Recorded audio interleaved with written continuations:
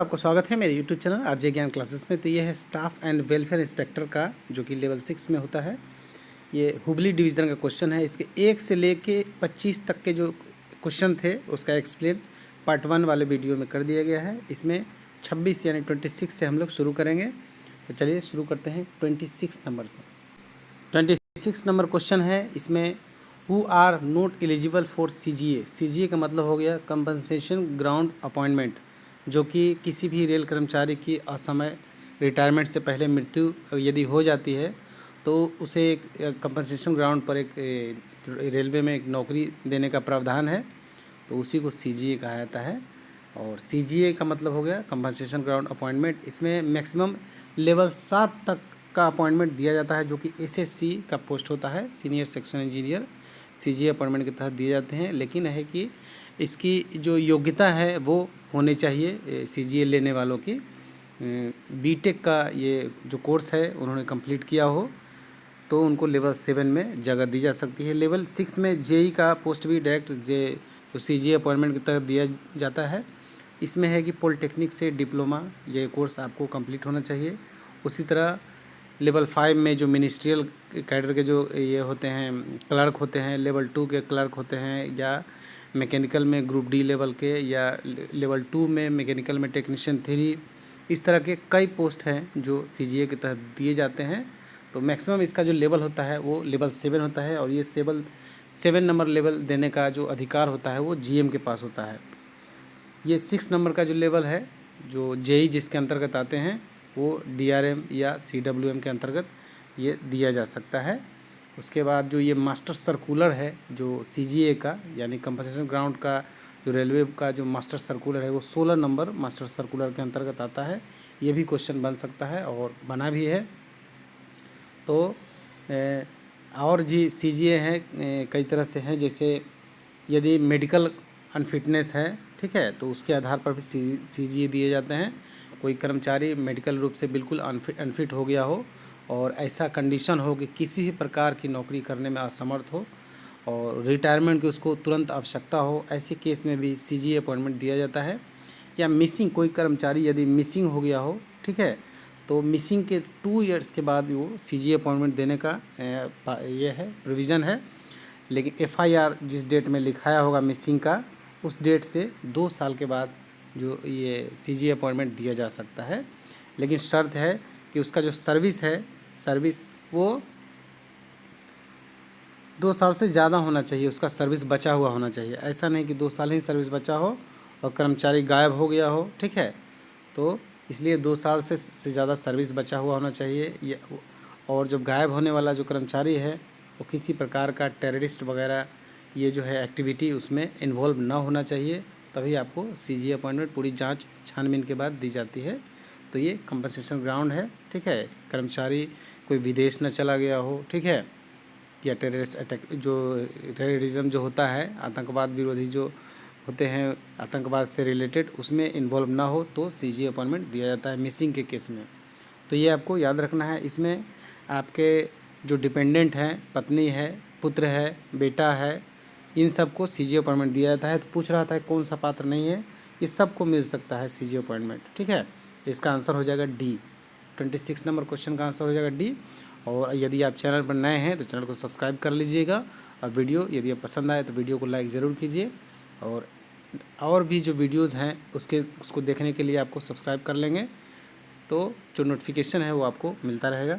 चलिए 27 number question हम लोग देखते हैं। तो CGA के बारे में इससे भी बहुत सारे डीपली क्वेश्चन बनते हैं जो कि ऑब्जेक्टिव के रूप में रखे गए हैं। जो भी यहाँ से ज्वाइन करते हैं उनको दिया जाता है। 27 नंबर क्वेश्चन देखिए। LHAP यानी लीव ऑफ हाफ एवरेज पे ये होता है of railway servant will be credited with dash days in a year. एक साल में जो LHAP दिया जाता है, आपको मालूम है कि जनवरी में 10 और जुलाई में 10, टोटल 20 दिए जाते हैं। तो बहुत ही आसान सा क्वेश्चन था 27 नंबर का। इसका आंसर हो जाएगा C। आगे देखते हैं क्वेश्चन नंबर 28। जो LHAP है उसको अनलिमिटेड जो है स्टोर भी जमा भी किया जा सकता है। और ये जब ये किसी प्रकार का सिकनेस जब होता है तो उस समय उसका इस्तेमाल किया जाता है। उसके बाद 28 नंबर क्वेश्चन है, what is the revised rate of honorarium payable under SBF to homeopathic ayurvedic consultant per month for daily duty of 4 hours as revise during February 2023। इसको रिवाइज़ किया गया फरवरी 2023 में। जो आयुर्वेदिक या होम्योपैथिक जो कंसल्टेंट होते हैं रेलवे में, उनको मानदेय के रूप में दिया जाता है 4 घंटे यदि उन्होंने ड्यूटी करते हैं वो डेली, तो 37,500 रुपये पर महीने का दिया जाता है। और यदि 8 घंटे ड्यूटी करते हैं तो इसका डबल होता है 75,000 यानी 75,000 उनको मानदेय के रूप में दिया जाता है। ये रूल है, ठीक है। तो 28 नंबर जो क्वेश्चन है उसका आंसर हो जाएगा ए। आगे देखते हैं क्वेश्चन नंबर 29। यदि हम नए हैं ये हमसे जुड़ना चाहते हैं तो वीडियो के लास्ट में आपको बताया जाएगा कैसे आप हमसे जुड़ सकते हैं। यहाँ टेस्ट सीरीज़ भी जो वेलफेयर इंस्पेक्टर है उसके कंडक्ट किए जाते हैं, उसमें भी आप पार्टिसिपेट कर सकते हैं। 29 देखिए, can president, working president and general secretary of AIOBCREA, इसका मतलब हो गया all India OBC railway employ association, all India OBC railway employ association, इसका मतलब हो गया। और दूसरा क्या है AICSTREA,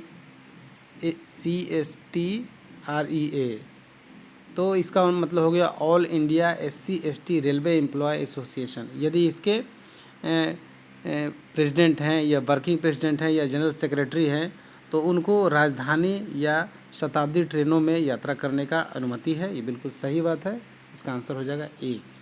आगे देखते हैं question number 30। The maximum days of maternity leave can be availed by female railway employ, जो फीमेल रेलवे एम्प्लॉय हैं उनको मैटरनिटी लीव मातृत्व अवकाश दिया जाता है 180 डेज़ का। ये जैसे ही प्रेगनेंसी कंफर्म होता है उसके बाद ये अवकाश लेने के पात्र हैं। 6 महीने का 1 स्पेल में कंटिन्यू दिया जाता है। 2 सर्वाइविंग चाइल्डर मतलब 2 बच्चे तक इनको दिया जा सकता है, ठीक है। 1 स्पेल में लेना है। आगे देखते हैं क्वेश्चन नंबर, इसके साथ अन्य लीव भी ऐड करके इसको बढ़ा सकते हैं। वो बढ़ाने का जो पीरियड है 2 ईयर्स, इसको इस लीव को और भी बढ़ा सकते हैं। आगे देखते हैं question number 31। The formula of inclusion of HPL on shortfall on EL of retire death government servant for encashment. Encashment लेने का जो है वो गवर्नमेंट सर्वेंट का है, तो उसमें क्या है कि इसका फैक्टर होता है, फार्मूला होता है। जो HPLS है उसमें DA और HRO को जोड़ दीजिए, ठीक है। और जितना HPL जो लीव है उसको उससे गुना कर दीजिए और उसमें 30 से डिवाइड कर देना है। वही इसका 1 का 1 निकलेगा और वही इसका जो फार्मूला है, इसका आंसर ए हो जाएगा 31 का ए। आगे देखते हैं question number 32। How long can screening be done for the regulation of substitute bungalow खलासी। जो बंगलो खलासी होते हैं, अब तो ये इसका प्रोविज़न धीरे धीरे समाप्त हो गया है। इसको कहा जाता है TADK, ठीक है। TADK का मतलब हो गया टेलीफोन अटेंडेंट कम डाक खलासी। इनको टेलीफोन करना या लेटर को ये रिसीव वगैरह करने के लिए ही इसका इस्तेमाल किया जाता है बंगला प्यून का। और ये जो है ऑफिसर को ये अधिकार है कि एक बंगला प्यून उनको यहाँ रख सकते हैं और उनको जब वहाँ से रिलीव होगा तो उनको जो ग्रुप D में नौकरी देने का भी प्रावधान है, ठीक है। लेकिन इसमें भी शर्त है कि 120 दिन तक यदि कंटिन्यू नहीं रहा है कोई TADK यानी कि बंगलो प्यून, तो उनको जो है टर्मिनेट किया जा सकता है, हटाया भी जा सकता है। लेकिन 120 दिन काम कर लिए हैं तो नहीं हटाया है। और 3 साल तक में इसको स्क्रीनिंग कराना है, 3 साल का लास्ट पीरियड है, ठीक है।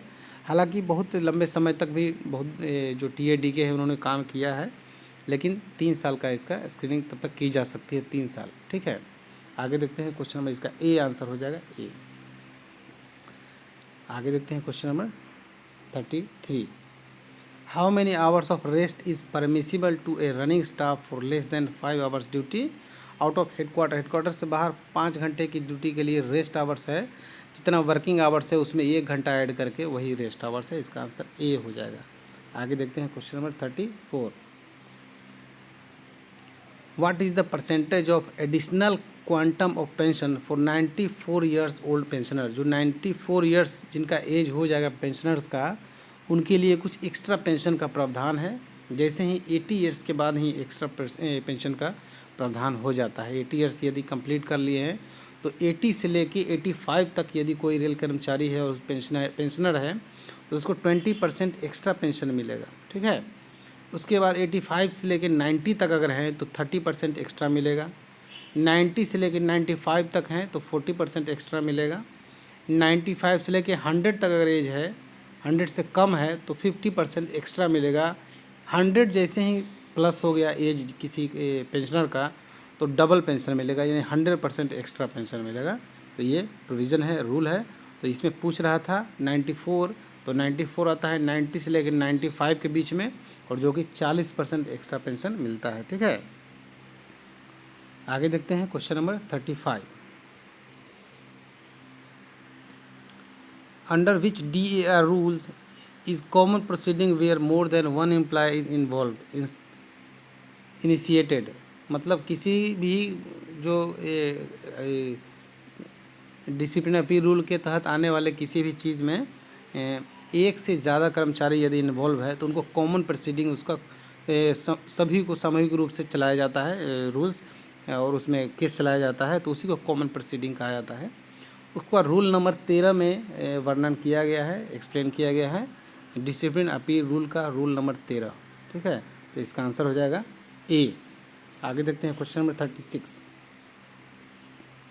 What is the duration of internal complaint committee. जो आंतरिक शिकायत समिति है, ये जो क्वेश्चन है ये एक रेलवे में एक ये है, बल्कि गवर्नमेंट ऑफ इंडिया के किसी भी सेक्टर में ये रूल्स है कि sexual harassment of women at work place, ये एक्ट के अंतर्गत ये क्वेश्चन पूछा गया है।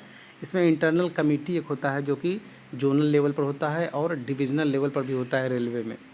उसमें जो इंटरनल कमेटी है उसका जो पीरियड है शिकायत समिति की जो अवधि होती है वो 3 साल की होती है, 3 इयर्स का एक कमेटी होता है ये, ठीक है। तो याद रहेगा। क्वेश्चन नंबर 37 देखते हैं, ये जो आंसर है इसका ए हो जाएगा। आगे देखते हैं क्वेश्चन 7।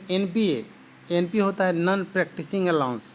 रेलवे में जो भी डॉक्टर्स हैं उनको कहा जाता है कि आप बाहर में प्रैक्टिस नहीं करना है, आपको सिर्फ वही पेशेंट देखना है जो रेलवे के हॉस्पिटल में आपसे दिखवाने आते हैं, ठीक है। तो इसमें नहीं, जो बाहर में देखने का जो चार्ज है वो उनको जितना बेसिक होता है उसका 20% उनको एक्स्ट्रा दिया जाता है, ताकि आप उसी पैसे से आप एक्स्ट्रा पैसा आपको मिल जाता है, आपको बाहर में नहीं किसी का ट्रीटमेंट करना है। तो उसी को कहता है नॉन प्रैक्टिसिंग अलाउंस, और वो डॉक्टर को मिलता है 20% मिलता है बेसिक का। तो 37 जो है क्वेश्चन नंबर जो है उसका आंसर हो जाएगा डी। नॉन प्रैक्टिसिंग अलाउंस कितना है 20%। आगे देखते हैं question number 38। In MS word Ctrl+N is use to. MS word में यदि आप चलाते होंगे कंप्यूटर तो MS वर्ड में Ctrl+N करेंगे तो नया फाइल खुलता है, Ctrl+S करेंगे तो कुछ भी लिखा हुआ सेव हो जाता है, और जो नहीं फाइल सेव है, कुछ फाइल पर काम कर रहे हैं तो Ctrl+S प्रेस करेंगे तो सेव करने के लिए कुछ ना कुछ नाम मांगता है। Ctrl+Z से अंडू हो जाता है, कोई भी चीज़ यानी आपने डिलीट कर लिया हो तो वापस आ जाएगा, ठीक है, लिखा हो तो कट जाएगा। उसके बाद Ctrl+A से पूरा ऑल सेलेक्ट हो जाता है, ठीक है। Ctrl+C से कॉपी हो जाता है, Ctrl+V से पेस्ट हो जाता है। ये सब तो आप जानते ही होंगे, ठीक है, नहीं जानते हैं तो जान लीजिए। 38 का हो जाएगा बी। आगे देखते हैं question number 39। Which option in file pull down menu is use to close a file in MS word. MS word में पुल डाउन मेनू ये क्लोज करने का पूछ रहा है, तो क्लोज का जो वही ऑप्शन होगा, क्लोज करना है, ऐसे ऐसे क्रॉस रहता है उसको क्लिक करना है, क्लोज हो जाएगा। तो 39 का हो जाएगा सी। आगे देखते हैं क्वेश्चन नंबर 40। AIRF इसका फुल फॉर्म पूछ रहा है। AIRF, आइए AIRF का फुल फॉर्म क्या होता है। AIRF का होता है all India railway mens federation, ठीक है। All India railway mens federation, जो भी रेलवे के बड़े बड़े जो ये है यूनियन है उसका फुल फॉर्म भी आपको याद होना चाहिए, क्योंकि वहाँ से क्वेश्चन बन जाते हैं। 40 का हो जाएगा ये। स्टाफ एंड वेलफेयर इंस्पेक्टर में एब्रीविएशन का बहुत बड़ा रोल है। आपको हर एग्ज़ाम में किसी में तो 20-25 क्वेश्चन भी एब्रीविएशन के मिल जाते हैं, तो आपको जो है शॉर्ट फॉर्म, फुल फॉर्म, ये सब आपको याद होना चाहिए।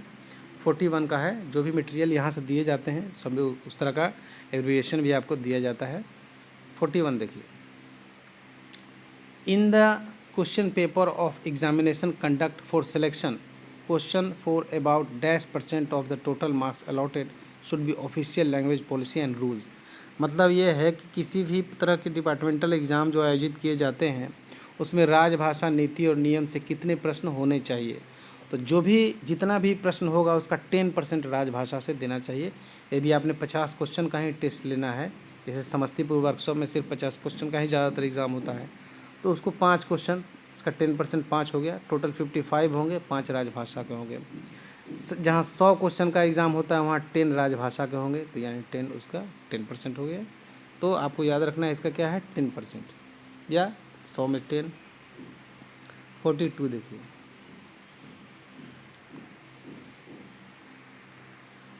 Can be school account passes be issued without any school certificate.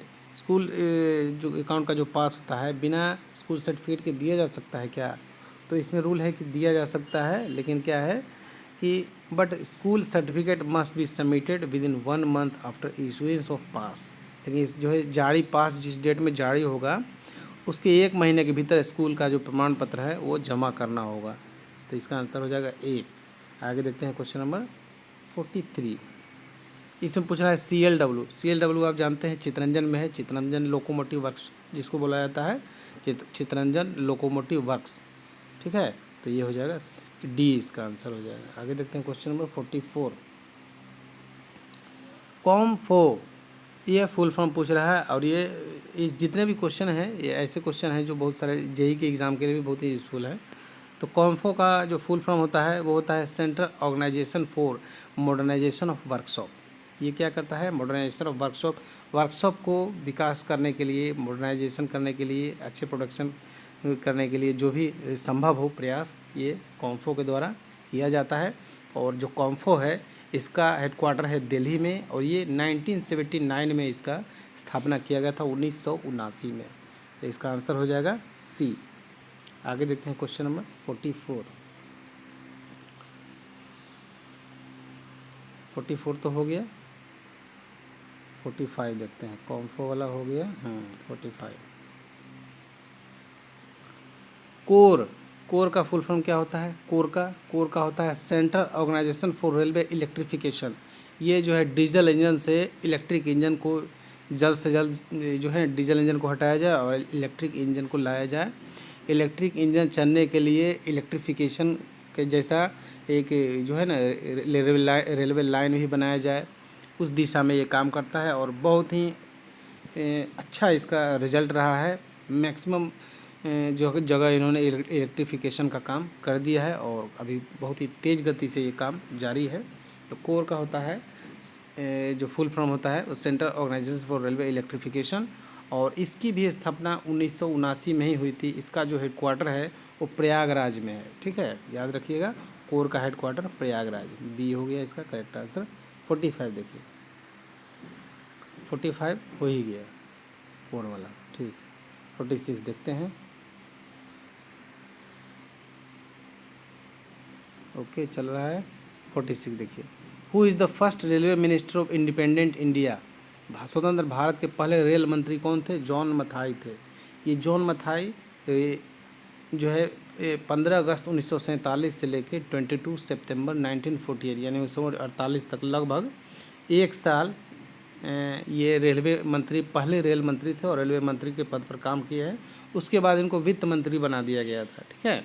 तो वित्त मंत्रालय का भी इन्होंने काम संभाला है। जॉन मथाई मद्रास, यानी ये जो अभी मद्रास, उस समय का मद्रास, अभी का जो केरल है त्रिवेंद्रम में इनका जन्म हुआ था, कालीकट के आसपास में। ये बहुत ही अच्छा इनके पास नॉलेज था। इन्होंने लंदन में जाके ऑक्सफोर्ड यूनिवर्सिटी में स्टडी भी किया था, ठीक है।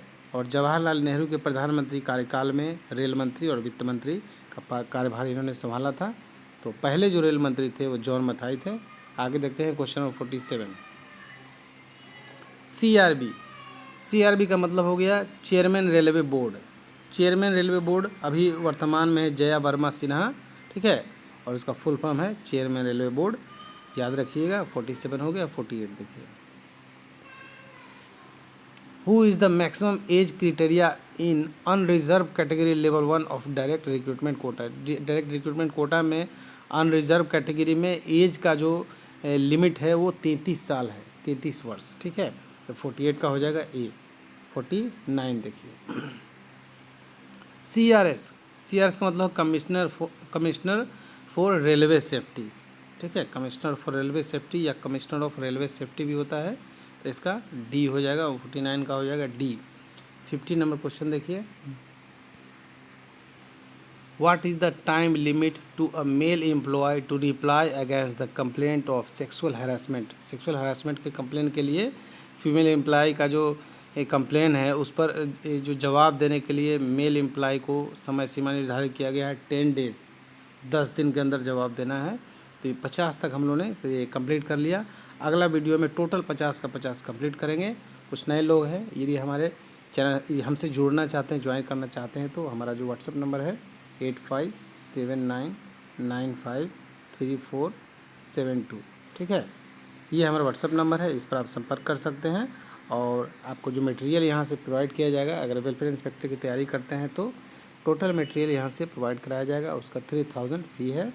टेस्ट सीरीज भी चलाया जाता है, 150 उसका चार्ज लगता है पर मंथ।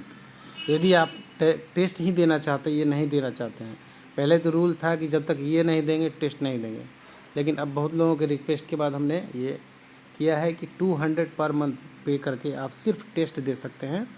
टेस्ट के क्वेश्चन मिलेंगे, उसके आंसर मिलेंगे, टेस्ट में आपका रिजल्ट बनाया जाएगा।